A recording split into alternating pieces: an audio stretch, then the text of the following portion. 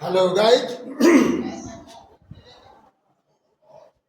करो तैयारी बिहार मैट्रिक गणित परीक्षा 2026 की। इसके तहत मैं आपको अभी ऑब्जेक्टिव क्लास शुरू कर रहा हूं और आज है डे 13। उसमें फर्स्ट सवाल है, यदि बहुपद px का घात 6 एवं बहुपद qx का घात 2 हो तो। आपको यहाँ पर 4 सवाल लिया हूं मैं। एक सवाल 20-21 का पूछा हुआ है, तो इसमें से चारों में से कोई सवाल भी पूछे आप बना सकते हो। दो बहुपद का घात दिया हुआ है, एक का घात है 6, दूसरे का है 2। तो आप याद रखो, जोड़ घटाओं में जो बड़ा घात होता है वही आंसर होता है, लेकिन गुना भाग में घात जो होता है वह जुट जाता है गुना में और भाग में घट जाता है। तो यहाँ पर क्या है, भाग है, तो भाग है तो 6 में 2 से भाग होगा, क्या होगा, 4 होगा। आंसर कौन होगा, ए होगा। लेकिन गुना में घात जुट जाता है तो 6 व 2 कितना, 8 होगा। आंसर कौन होगा, डी होगा। लेकिन 3 और 4 में क्या है, यहाँ जोड़ है और यहाँ घटाव है। 3 में है जोड़, तो जोड़ में बड़ा घात 6 है तो 6 रहेगा। घटाव में भी बड़ा घात 6 है तो 6 रहेगा। ठीक है, ये हो गया 4 सवाल। अगला सवाल देखते हैं। सवाल नंबर 2 है, यदि फंक्शन ऑफ x बराबर x³ minus 5x² plus 2x+2 तो फंक्शन ऑफ 1 का मान है। तो इसमें कुछ नहीं करना है कि सीधा फंक्शन ऑफ x का मान दिया हो तो x की जगह पर 1 रख देना है, इसमें मान निकाल देना है। तो क्या आ गया, 0 आ गया।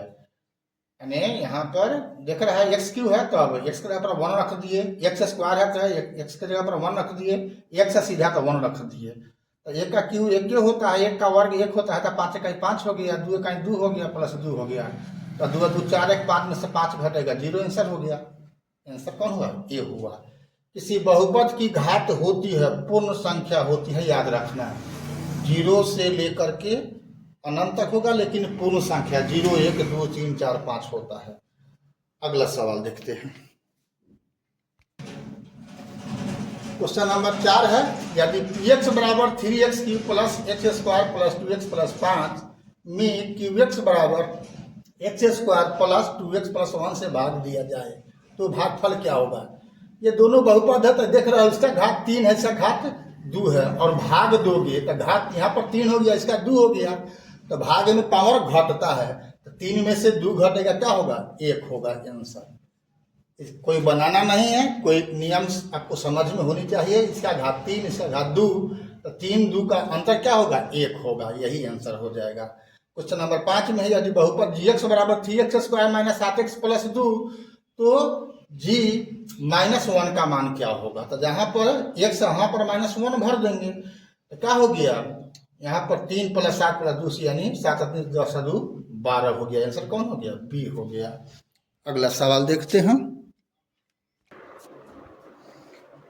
क्वेश्चन नंबर 6 है, निम्न में कौन द्विघात समीकरण है। 20-23 का सवाल है।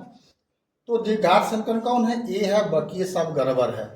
यहाँ गुना, यहाँ पावर 2 है, यहाँ पर पावर 1 है, गुना करेगा तो पावर 3 हो जाएगा, यानी इतनी घातीय हो जाएगा। यहाँ पर देख लो, यहाँ पर स्क्वायर है तो यहाँ स्क्वायर आ जाएगा, फिर यहाँ पर स्क्वायर आने आ जाएगा।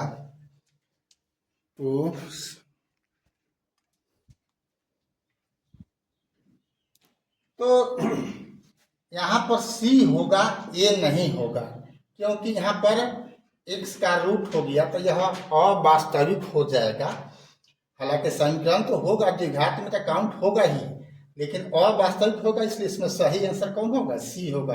क्योंकि इसका वर्ग करेगा तो x² आएगा, ये भी x² है, तो इसमें आकर जुटेगा तो 2x² होगा, तो द्विघात ही रहेगा।